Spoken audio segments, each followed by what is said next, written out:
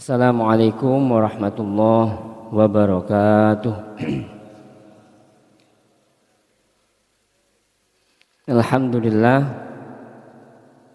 Alhamdulillahi rabbil alamin. Nahmaduhu wa nasta'inuhu wa nastaghfiruh wa na'udzu billahi min syururi anfusina wa sayyiati a'malina. May yahdihillahu fala mudhillalah wa may yudlil fala hadiyalah.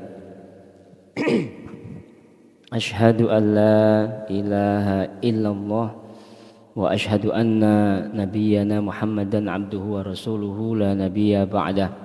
Allahumma salli wa sallim wa barik ala nabiyyina Muhammad wa ala alihi wa ashabihi wa man tabi'ahum bi ihsan ila yaumiddin. Qala Allah ta'ala fi kitabihil karim, a'udzu billahi minasy syaithanir rajim. Ma yaf'alullahu bi'adzabikum in syakartum wa amantum wa kana Allahu syakiran alima. Shadaqallahul azim. Amma ba'd. Hadirin hadirat yang saya muliakan karena Allah, jamaah salat subuh. Alhamdulillah Allah masih beri kita nikmat iman, nikmat waktu luang dan umur barokah, bisa bertemu kembali pada majelis subuh pada pagi hari ini. Saya menyampaikan taqabbalallah minna wa minkum siyamana wa siyamakum wa kullu amin wa nahnu fi khair. Semoga Allah berkenan menerima seluruh amal ibadah kita. Amin. Allahumma amin. Baik Bapak Ibu, ini insya Allah mungkin part ketiga yang selesai ini, tentang bab waris, bab wasiat, hibah dan waris. Nanti kita akan paparkan sekaligus simulasi pembagian harta waris, karena kemarin ada jamaah yang nanya siapa saja yang dapat dan apa dan berapa bagiannya. Ada yang ketinggalan di sini yang belum saya sampaikan di sini tentang bab hibah, hibah. Ini dari kitab Al-Mughni Al-Hawil Kabir karangan Al-Suyuti, Jalaluddin As-Suyuti. Kemudian Al-Mughni dalam kitab Ibnu Qudamah dalam kitab Al-Mughni. Jadi kita biasakan untuk membaca referensi kitab para ulama. Ini artinya pemberian orang yang sakit parah yang menyebabkan orang itu meninggal pada sebagian ahli waris, maksudnya hibah, hukumnya tidak sah. Jadi orang yang posisinya sepuh, sakit, mau meninggal, terus dia memberikan harta kepada anaknya dengan mekanisme hibah, mesti dia hibah, hibah diberikan saat masih hidup sehat, ya.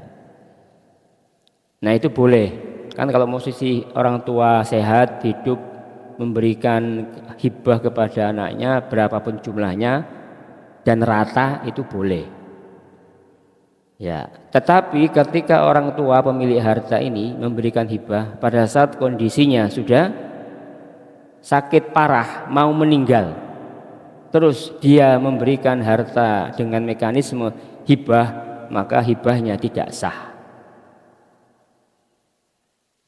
Kenapa? Karena hibah saat sakit parah itu dianggap sama dengan wasiat. Wasiat masih ingat ya? Wasiat ada batasannya, berapa limitnya? Plafonnya berapa? Nilai dari wasiat itu maksimal sepertiga. Begitu. Kenapa kok orang yang maaf, nanti kita belum mulai, kita belum buka majelis ini, kita mulai dengan baca basmalah, bismillahirrahmanirrahim. Mohon maaf. Kenapa orang yang hibah saat sakit parah itu dianggap wasiat? Karena sudah dianggap sama dengan mau meninggal. Jadi hibahnya dianggap wasiat. Nah kalau wasiat berarti tidak boleh diberikan kepada ahli waris. Wasiat tidak boleh diberikan kepada ahli waris, tidak boleh. Karena ahli waris dapat bagian dari harta waris. Wasiat hanya diberikan kepada orang-orang yang non ahli waris. Masih ingat nggih? Semoga masih ingat, soalnya sudah beberapa bulan yang lalu. Ibnu Munzir berkata, ini ya. Hibahkan pada selain ahli waris dan tidak sah apabila diberikan kepada ahli waris. Jadi wasiat tidak boleh. Jadi wasiat itu hanya untuk kepada selain ahli waris. Ibnu Munzir berkata, ulama sepakat bahwa hukum hibah pada saat sakit yang menyebabkan kematian penghibah, pemberi harta hibah itu hukumnya sama dengan wasiat. Ini madhab ulama Madinah, Syafi'i dan Kufah, Irak. Jadi ini hukumnya. Jangan sampai kita ketika sudah menjelang meninggal baru hibah, karena nanti dianggap hukumnya wasiat. Ya. Kalau mau hibah ya sekarang, sedang sehat-sehat dan masih jauh dari kematian.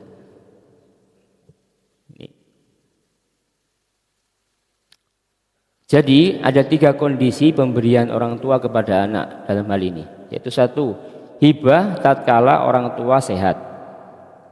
Orang tua pemilik harta itu sehat, silahkan melaksanakan hibah. Ya, tapi seperti yang kita sampaikan beberapa pertemuan kemarin, diusahakan ketika kita hibah itu perlu juga kita buat simulasi. Simulasi begini, Pak. Ini Bapak atau Ibu berkenan untuk hibah kepada kamu semua, kepada anak-anakku sekalian, gitu nggih. Tetapi hibah itu ini bentuknya kalau misalnya anaknya 3 atau 4 kan dibagi rata kan boleh, perempuan laki sama. Cuman mungkin perlu dibuat simulasi supaya apa? Supaya ilmu waris ini tidak punah. Kalau kita hibah semua orang tua hibah, lama-lama tidak ada yang waris, lama-lama ilmu waris itu punah. Dan betul menurut sabda Nabi bahwa ilmu waris adalah ilmu yang pertama kali punah di dunia ini. Kenapa? Karena semua orang tua hibah kabeh, tidak ada yang waris. Nah, perlu dibuat simulasi. Ini hibah, tapi kalau disimulasikan dalam harta waris, maka anak pertama laki-laki, anak kedua perempuan dapat sekian. Nah, jadi mereka tahu, oh ya, ada mekanisme waris kalau bapak tidak menghibahkan. Begitu. Jadi mereka tahu. Ya, mereka tahu. Dan kalau hibah, tolong jangan semuanya. Jangan habis-habisan. Kalau jenengan hibah berarti jenengan sudah tidak punya harta, bukan harta benda. Harta benda jenengan sudah pindah tangan kepada anak-anak jenengan. Itu namanya. Akhirnya orang tua yang tidak punya hak apapun dari asetnya, maka ini disebut sabda Nabi seperti budak.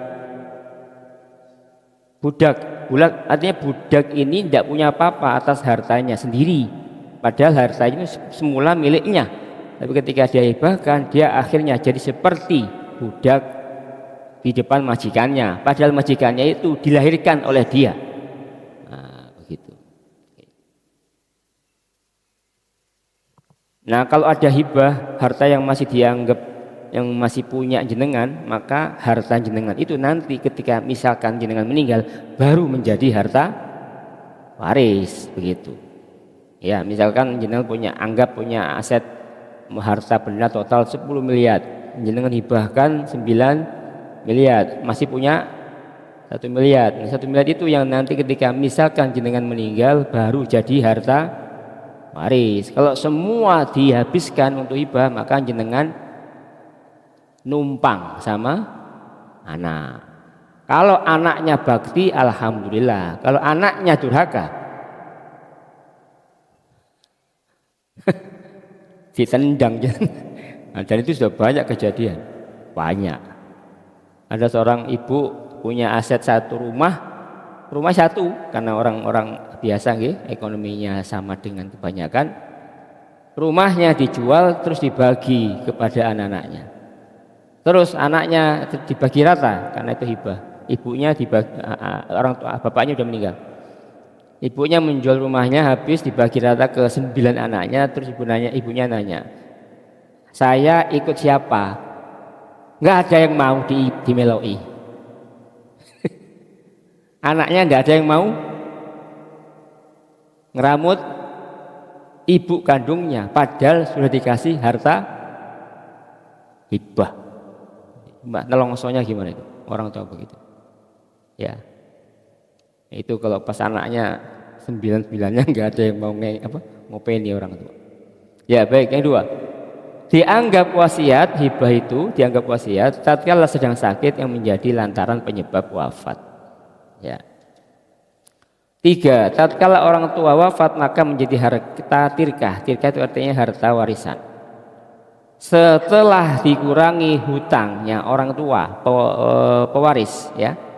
Yang meninggal itu punya hutang enggak? Kalau hutang segera lunasi dulu. Ya. Kalau hutangnya banyak, ya berarti harta waris untuk membayar hutang. Terus untuk wasiat, wasiatnya apa? Oh ada wasiat, wasiatnya untuk membantu panti asuhan. Berapa? Senilai ini, silahkan ditunaikan. Untuk mengurangi harta waris. Jadi harta waris misalkan harta waris 2 miliar misalkan, maka dikurangi dulu 1 untuk hutangnya si mayit, 2 menunaikan wasiat si mayit, 3 pengurusan jenazah. Nah, baru sisanya menjadi harta waris. Nah, itu sudah kita bahas. Nah, Bapak Ibu, sering sekali kita mendapatkan sebuah kesan atau pemahaman yang keliru bahwa harta waris itu menguntungkan laki-laki. Padahal nanti kita lihat faktanya bahwa harta waris itu justru menguntungkan perempuan. Justru. Nanti kita lihat Pak, lihat kalkulasinya ya. Ketentuan hak waris itu bukan didasarkan hanya pada laki perempuan, di mana di An-Nisa 11, a'udzubillahi minasyaitonirrajim, yusikumullahu lidzakari mithlu hadzil unsayain. Allah berwasiat kepada kalian bahwa laki-laki jatahnya double dari jatahnya anak perempuan. Selalu saja yang menjadi fokus orang-orang kebanyakan adalah bahwa laki-laki dapatnya lebih banyak dari perempuan. Tapi nanti kita lihat faktanya. Ya, ini image yang sering dihembus-hembuskan oleh orang-orang yang anti waris. Ya, mereka ingin persamaan, semua sama, nggak boleh beda, laki perempuan samakan supaya adil kata mereka. Padahal justru itu merusak ketentuan yang dibuat oleh Allah Subhanahu wa Ta'ala. Merusak itu Pak. Yang membuat seper bagian itu siapa? Allah. Yang menentukan ini separuh, ini seperempat, ini seperdelapan, itu Allah itu. Loh kok kita bilang nggak benar, itu gimana? Nggak adil. Kita yang nggak benar malah. Nah, perbedaan ketentuan hak waris tidak didasarkan semata pada perbedaan jenis kelamin laki dan perempuan, tapi 3 hal. Didasarkan pada 3 hal. 1, derajat kekerabatan antara ahli waris, ahli laki-laki atau perempuan dengan pewaris. Artinya yang memiliki garis kekerabatan lebih dekat akan memperoleh bagian lebih besar. Jadi ada orang meninggal, maka ahli waris yang laki atau perempuan yang lebih dekat hubungannya dengan si mayit dapatnya lebih besar daripada yang agak jauh. Itu prinsip pertama. Ini dari kitab Apakah Islam Membebaskan, Dr. Imarah. Ya. Jadi kalau orang ini hubungannya dengan si mayit ini agak jauh, dapatnya lebih sedikit. Kalau lebih dekat, lebih besar. 2, kedudukan ahli waris dari sisi panjang pendeknya harapan hidup. Nah, artinya apa? Yang lebih muda dapat harta waris lebih banyak. Kenapa? Harapan hidupnya lebih panjang. Artinya yang lebih muda-muda itu Pak, itu dapatnya lebih banyak. Yang tua-tua, mohon maaf, umur 70 dapatnya lebih sedikit. Kenapa? Wis mendekati. Sudah mau khatam. Kalau mau khatam nggak usah duit banyak, ngapain? Makanya kalau yang muda-muda dapat lebih banyak karena harapan hidupnya lebih panjang begitu. Gimana Pak? Istrinya? Istrinya muda. Ini masalahnya ini. Ya. Loh, nanti yang tua tapi istrinya banyak bisa jadi dapat banyak, Pak. Iya, kenapa? Karena ada yang ditanggung. Nah, begitu. Begitu, Pak. Nah, kayaknya mau nikah lagi atau gimana ini? Ya. Yang ketiga, tanggungan dan amanah yang harus diemban oleh ahli waris. Nah, ini baru berkaitan laki perempuan. Ahli waris yang memiliki amanah lebih besar akan mendapat harta waris lebih banyak. Nah, ini memang ada kaitan dengan laki perempuan. Kenapa perempuan tidak mendapatkan bagian sama dengan laki-laki? Karena laki-laki itu amanah dan tanggung jawabnya banyak. Kalau jenengan dapat misalkan adik perempuan jenengan dapat 1 miliar, jenengan 2 miliar, itu wajar karena bapak-bapak harus menafkahi, betul?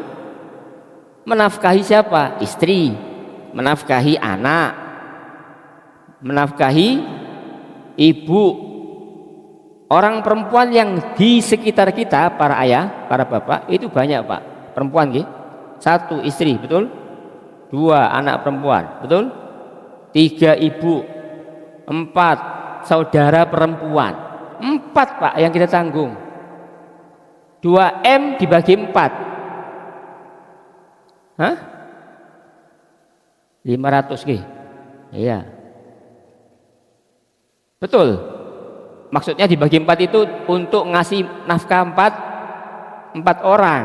Lah kalau ibu-ibu dapat 1M, oh tuh, pilih mana? Ibu-ibu pilih mana? 1M. Oh tuh. Begitu. Jadi kalau orang yang punya amanah banyak, harta warisnya biasanya lebih. Nah, ini hasil penelitian Bapak-bapak Ibu. Orang-orang yang ahli waris yang mendapatkan harta waris itu selalu berputar di antara 3 poin ini.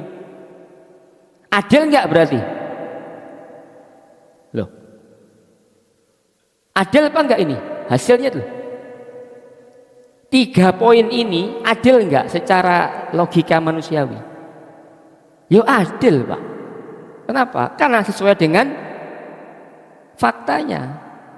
Orang yang muda dapat harta lebih banyak, orang yang tanggung jawabnya lebih banyak dapat harta lebih banyak. Itu adil, rasional maksudnya.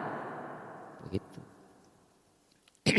Nah, jadi yang membuat ini siapa? Yang membuat ini seperbagian, yang buat urip, yang menciptakan kehidupan itu Allah. Yang Allah pasti tahu karena Allah pencipta kehidupan.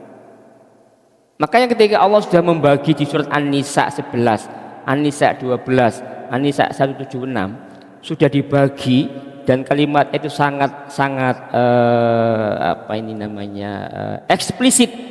eksplisit kalimatnya itu. 1/2, 1/4, 1/8, 2/3, 1/3, eksplisit. Maka itu sudah dengan matematikanya Allah. Jangan dirubah-rubah, kalau merubah itu resikonya berat. Oke, coba kita lihat ini sekarang Zawul Furud. Apa Zawul Furud? Zawul Furud, kita lihat sini. Siapa saja yang dapat harta waris? Kita lihat sini Bapak.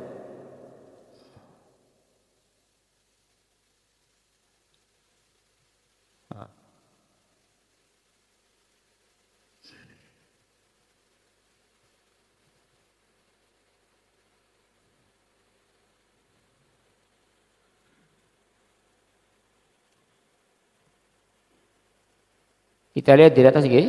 Nah, ini. Ini namanya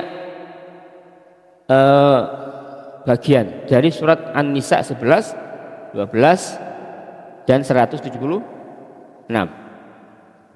Ada 6 bagian Pak, 6. Kita fokus ke 1/2 sama 2/3. 1/2 sama 2/3. 1/2 dibagi 2 dapat berapa? 1/4. 1/4 bagi 2 dapat? Oke, sudah. 2/3 dibagi 2 berapa? Tuh. 1/3, betul. 1/3 dibagi 2 1/6. Sudah, itu saja. Jadi poinnya di 1/2 sama 2/3. Nanti siapa yang dapat? Ini yang harus kita rinci. Yang saya sendiri tidak banyak menguasai dan hafal sebenarnya. Harus lihat kamus. Makanya kalau ada orang nanya, tak cek dulu.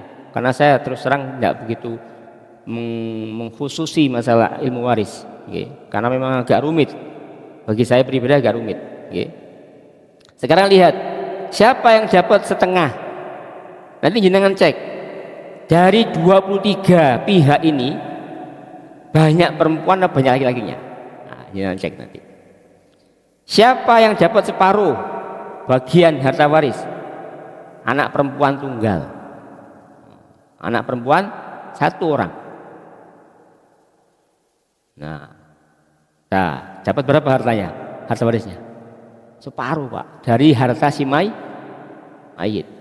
2 cucu perempuan tunggal dari anak laki-laki. Perempuan lagi kan? Nah, saudara perempuan sekandung. Kalau si mayit, ini belum selesai nih, ada catatannya nanti. Saudara perempuan dapat nggak separuh? Dapat. Kalau si mayit tidak punya anak laki-laki. Kalau punya anak laki-laki nggak dapat saudara, ketutup. Begitu. Perempuannya banyak, saudara perempuannya banyak, nanti dapatnya lebih banyak, 2/3. Begitu. Jangan nggak usah dihafal, nggak usah. Pokoknya delok kamu sedok gambaran ya. Jangan tahu aja pokoknya. Keempat, saudara perempuan sebapak. Saudara perempuan sebapak. Jika nomor 3 tidak ada, ini ada catatannya semua. Kemudian suami, jika istri yang meninggal tidak punya anak. Kalau ada suami meninggal, istri meninggal terus tidak punya anak, suami berhak dapat separuh harta istri. Tapi kalau sebaliknya, kalau suami meninggal,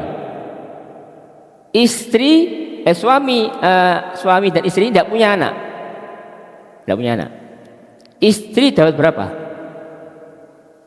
1/4. Loh kok beda Pak Ustadz? Ya beda, karena laki-laki sama perempuan itu beda. Walaisa dzakaru kal unsa. Ya, laki-laki beda dengan perempuan. Jadi kalau bapak-bapak sama ada suami istri tidak punya anak, terus bapaknya meninggal, istrinya dapat 1/4, ibu-ibu 1/4. Kalau suaminya meninggal dan tidak punya anak. Tapi kalau yang meninggal siapa? Yang meninggal suaminya, istri ya, istri meninggal tidak punya anak, suami dapat separuh. Gimana? Kalau punya anak, tambahkan lagi. Kalau si yang meninggal suami, istri punya anak, maka istri dapatnya 1/8. Tambah titik Pak Ustadz. 1/8, ibu-ibu ini jatahnya cuman 1/8 loh kalau punya anak. Iya. Tunggal laki-laki. Nah, ini saya perlu lihat kamus dulu. Saya belum tahu. Nanti saya jawab. Nah, baik. Ini soalnya terus terang saya sudah sampaikan disclaimer di awal. Saya bukan, kalau dihitung-hitungan ahli waris mesti saya konsultasi dengan ustaz saya. Saya agak rumit memang. Ya. Baik Pak saya PR dulu nanti saya jawab dulu. Mohon maaf. Terus sudah jadi ibu-ibu ini 1/8 Pak. Ibu-ibu ini masya Allah perjuangannya begitu, jatahnya cuman 1/8 ibu-ibu itu. Terus 1/4. Siapa dapat 1/4?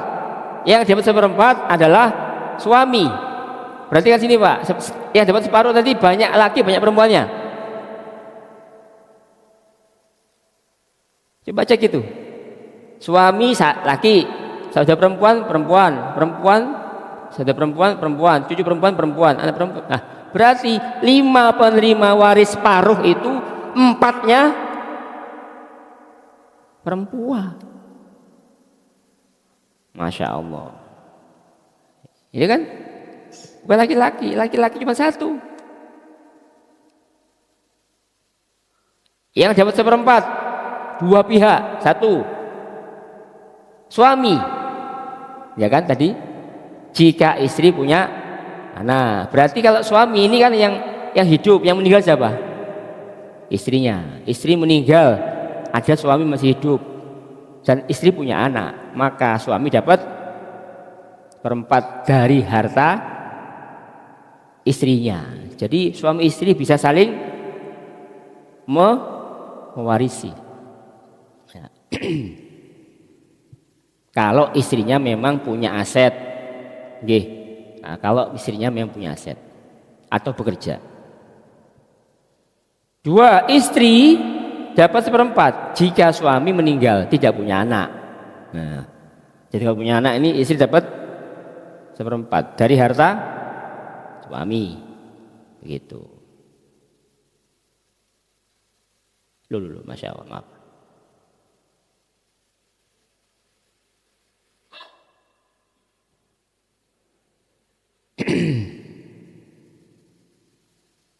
Ya, sih. Maaf. Nah, sekarang berapa ini?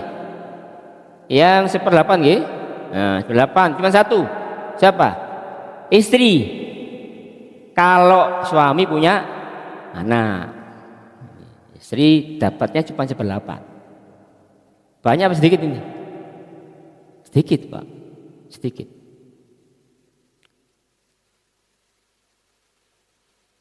Kenapa sedikit? Karena nanti istri ini di backup sama anaknya. Iya, anaknya yang backup ibunya, begitu. Jadi gini Pak, bangunan hukum Islam itu sempurna.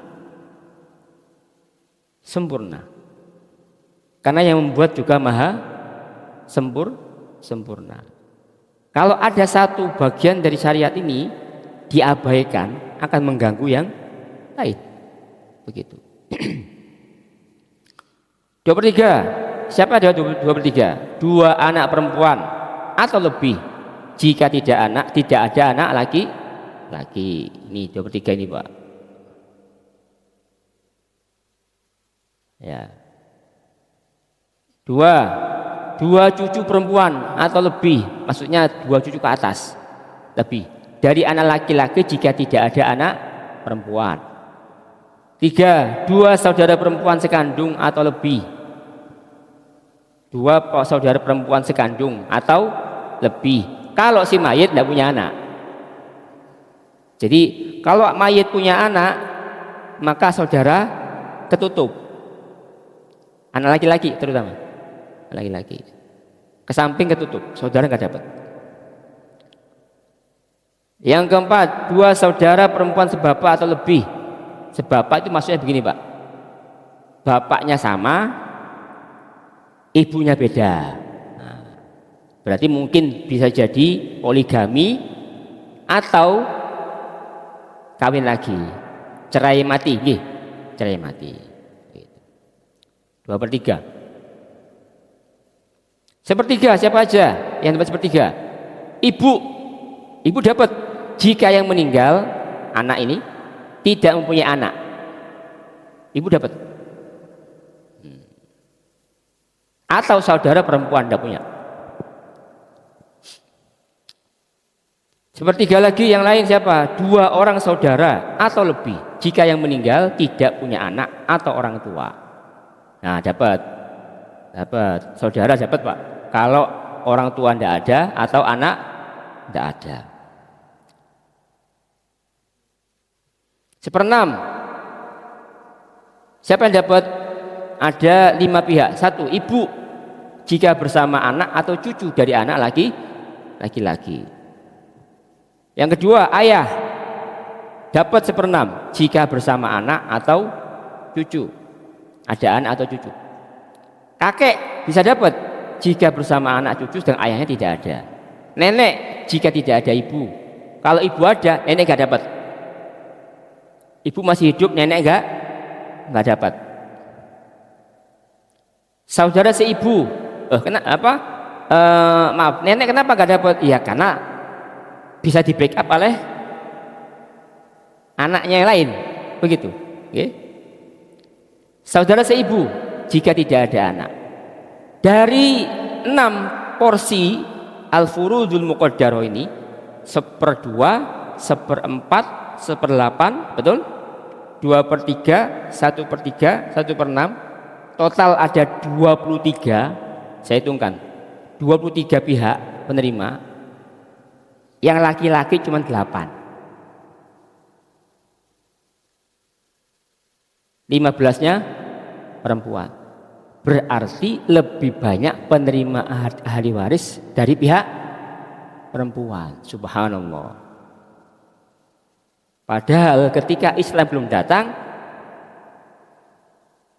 perempuan itu tidak dapat apa-apa. Islam datang justru perempuan dapat bagian lebih banyak. Berarti Islam memuliakan perempuan. Islam menguatkan perempuan. Islam memberikan ring pengaman yang banyak. Bagi seorang perempuan itu ring pengamannya banyak, bapak-bapak. Anak perempuan diamankan siapa? Siapa? Anak perempuan belum nikah. Bapak. Kalau bapak tidak ada, ada laki-laki. Kalau nggak ada, paman. Loh, subhanallah. Aman Pak. Ibu, siapa yang ngamankan? Anak laki-laki, betul. Kalau bapaknya tidak ada, suaminya tidak ada. Pertama suami dulu ya, suaminya. Kalau nggak ada, anaknya. Siapa? Bapaknya kenapa? Bapaknya kenapa? Bapak.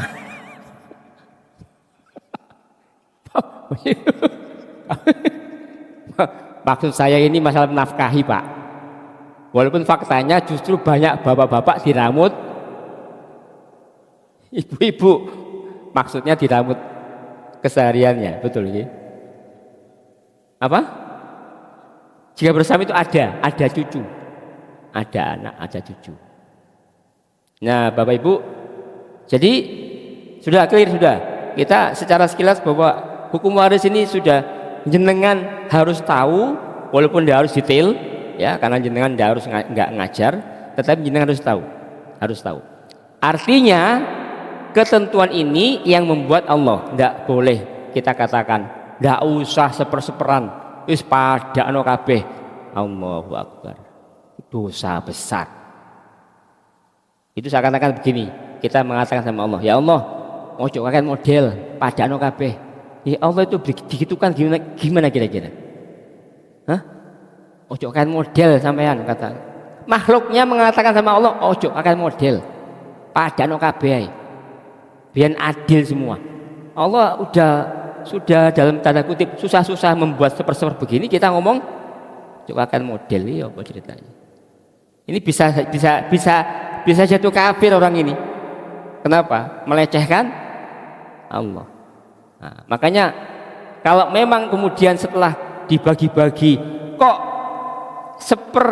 yang dapat 1/2 atau separuh itu ternyata orangnya cukup kaya dan orang yang dapat 1/8 ternyata cukup miskin, maka disitulah peran musyawarah keluarga dibutuhkan. Akhirnya yang merasa dapat lebih banyak mengikhlaskan haknya kepada saudaranya lain. Nah, itu namanya silaturahim. Silaturahim. Baik, saya lanjutkan. Ini kita simulasi. Oke, monggo.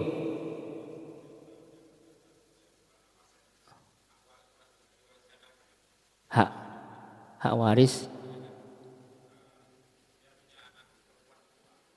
Oke.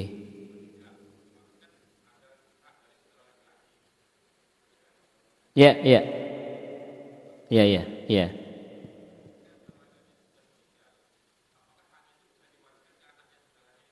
Ah, ini kasus ini kejadian karena harta waris tidak langsung dibagi, betul Pak ya?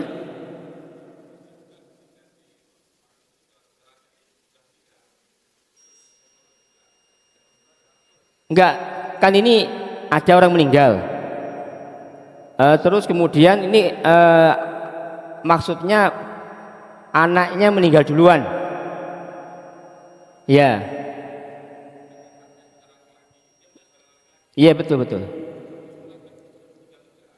Duluan apa sebelum? Ya artinya duluan.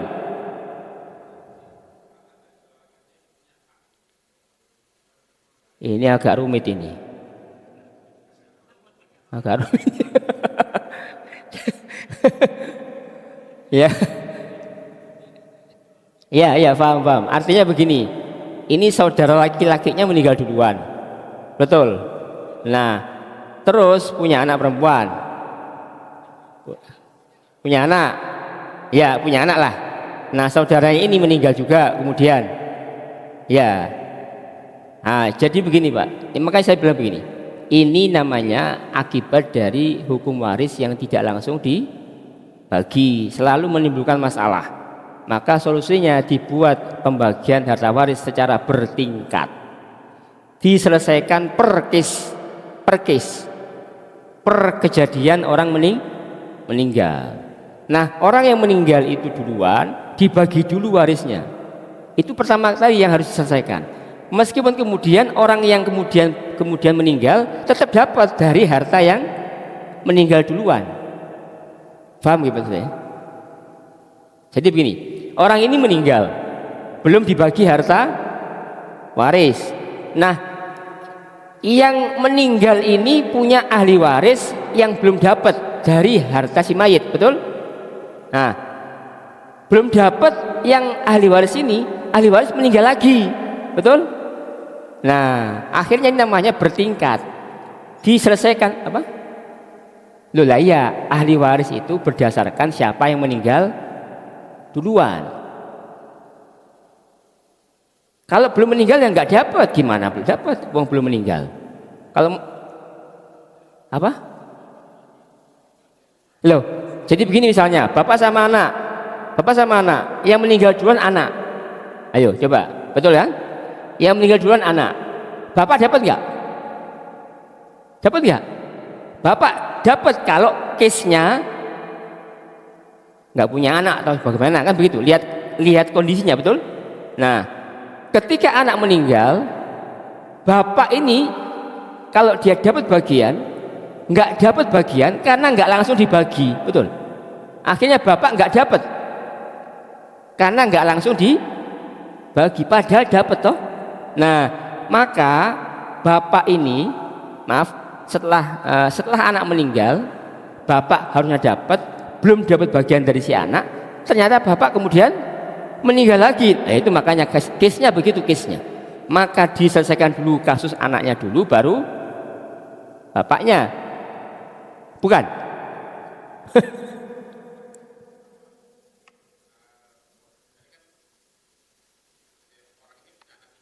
Ya, ya.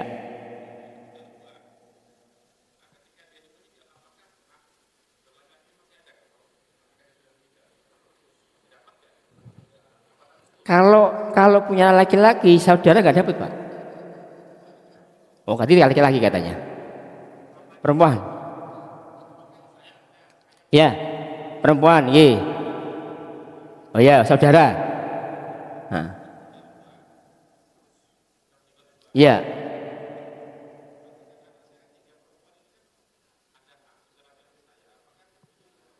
Sebentar. Saudara jenengan meninggal. Maka saudara jenengan kalau case-nya jenengan punya anak, dia punya anak enggak? Laki semua atau perempuan?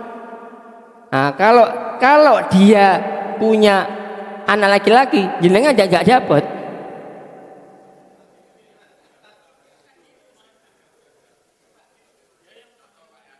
Saya belum mudeng ya.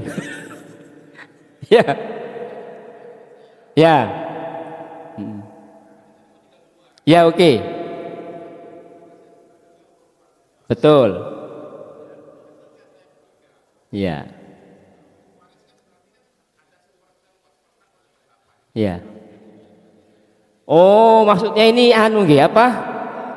Berlaku surut.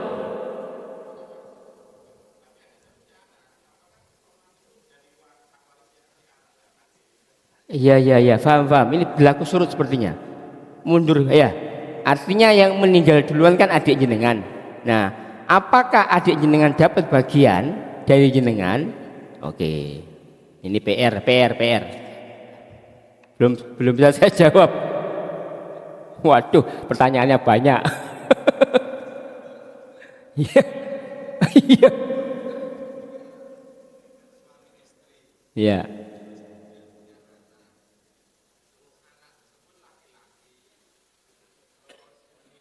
Ya.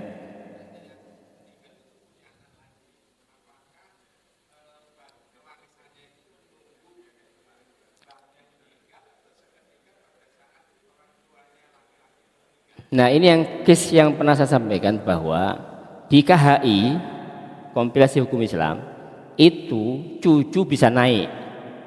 Cucu bisa naik menggantikan ini kayak yang meninggal siapa? Anaknya toh? Tapi punya cucu. Nah, makanya cucunya ini apakah bisa menggantikan bapaknya? Dapat harta waris dari kakeknya begitu. Nah, ini yang menurut KHI dapat. Tapi dalam syariat fikihnya waris enggak seharusnya. Enggak, karena meninggal duluan. Si bapak meninggal duluan daripada anak ayahnya. Iya. Ini case-nya begitu. Apa? Syariat sebenarnya belum ditemukan, saya belum tahu, tapi KHI bisa dapat. Di KHI kompilasi hukum Islam ini cucu bisa naik. Saya nggak tahu juga ini dari mana KHI masuk ini.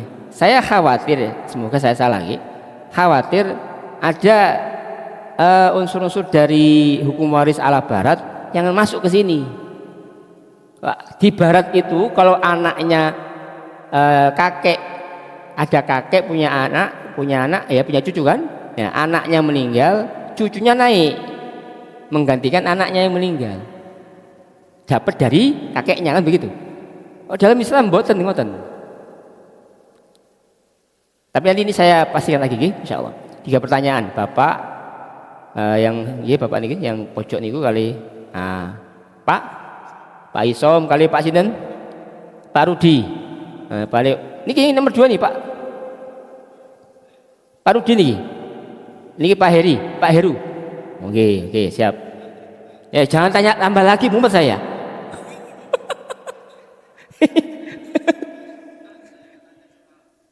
Iya.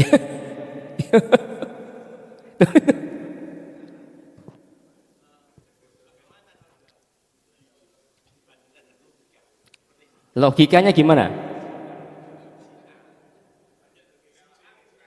Iya.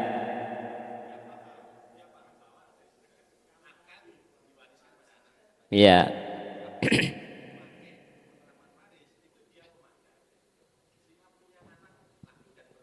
Iya. Belum mapan. Nggih.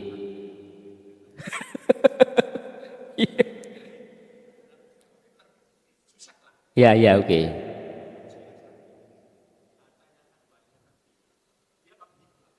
Ya. Iya. Lu kan bu, sehat. Ya, enggak apa-apa. Kan hibah. Hibah kan?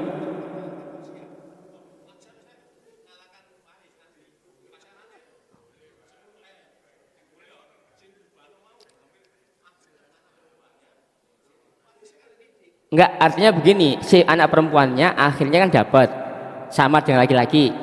Sama. Disamakan. Lebih banyak. Ya, kalau hibah seorang pemilik harta, hibah harta itu ada dua pendapat. Seorang bapak misalnya punya anak tiga nggih. Pendapat pertama sudah saya sampaikan. Bapak ini melihat tiga anaknya ini, misalkan laki perempuan atau dua laki satu perempuan misalnya. Pendapat pertama begini Pak, saya bagi berdasarkan tingkat nurutnya mereka sama saya. Nomor satu nurut, nomor dua nurut, nomor tiga durhaka, ngeyel, mokong. Maka si bapak membagi tidak adil, tidak rata maksudnya, tidak rata, bukan tidak adil, tidak rata. Anak pertama, anak kedua dikasih banyak, anak ketiga dikasih dikit. Kenapa? Karena kamu nggak nurut sama bapak. Boleh nggak itu? Boleh. Satu pendapat boleh. Kenapa? Karena terserah yang punya duit, terserah bapaknya kan.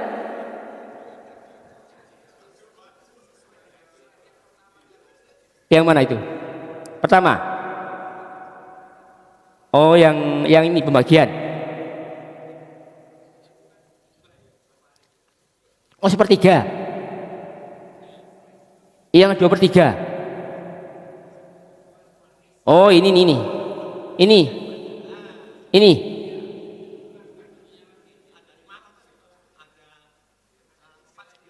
Ini Pak, bukan?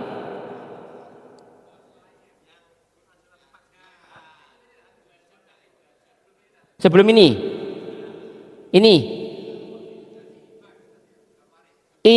harta waris.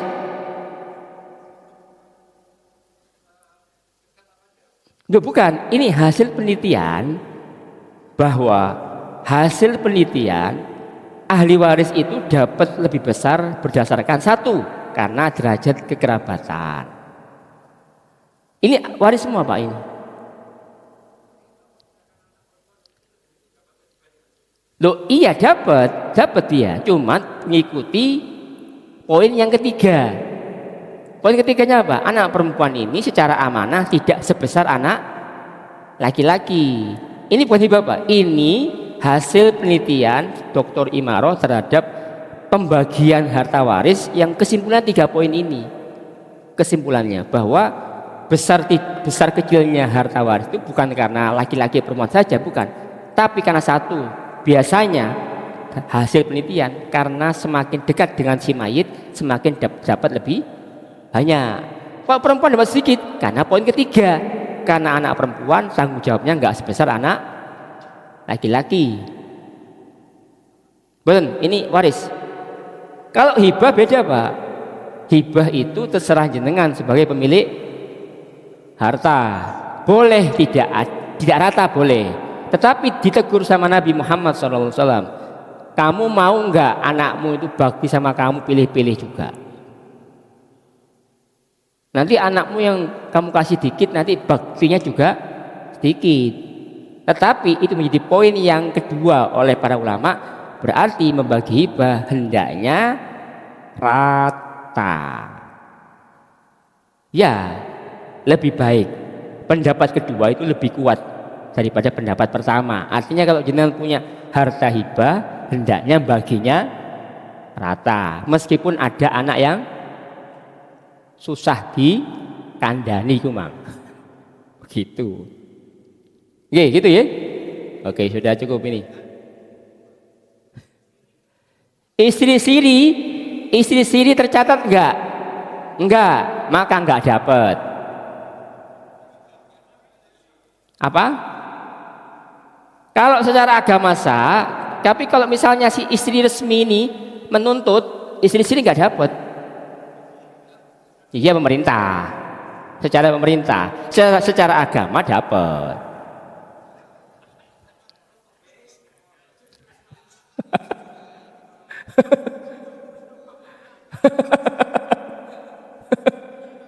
Ya, siapa yang mana? Loh, gini Pak, kita ini sebenarnya secara hukum agama mau siri, mau nggak siri, itu semua istri semua kan? Ya dapat semua. Cuman masalahnya ada suami-suami yang nikah lagi nggak ngomong. Nah, ketahuannya sama istri resmi. Istri resmi menggugat, saya pemilik sah, istri sah suami ini. Maka saya apa? Loh, karena merasa ditipu sama suaminya. Wah, ini tambah jeru ini. Tambah jeru ini. Wes. Biar.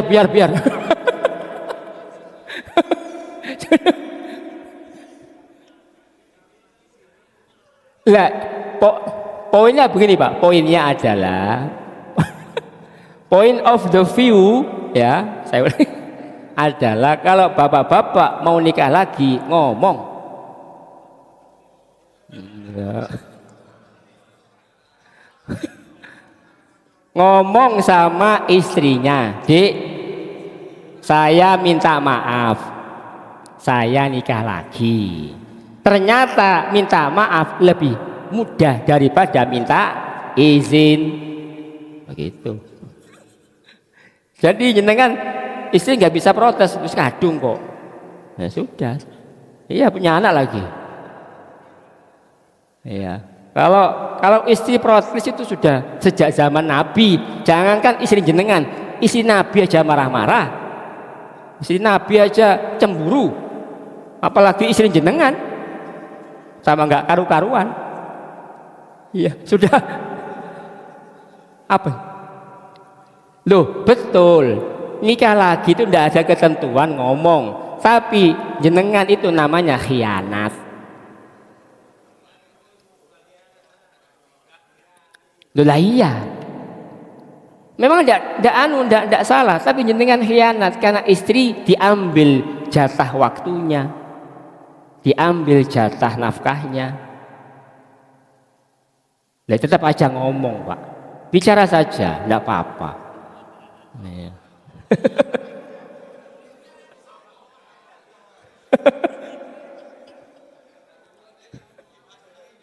Ya, kita bahas tema berikutnya, cara-cara poligami. Cukup nggih? Wallahu a'lam. Kita tutup dengan doa kafar majelis. Subhanakallahumma bihamdik asyhadu an la ilaha illa anta astaghfiruka wa atubu. Wassalamualaikum warahmatullahi wabarakatuh.